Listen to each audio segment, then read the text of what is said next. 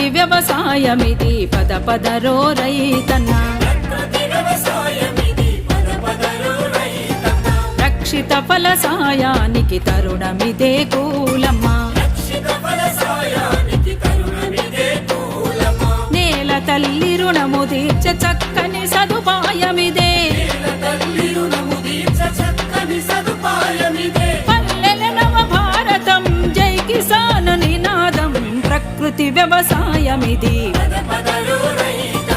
రక్షిత ఫల సాయానికి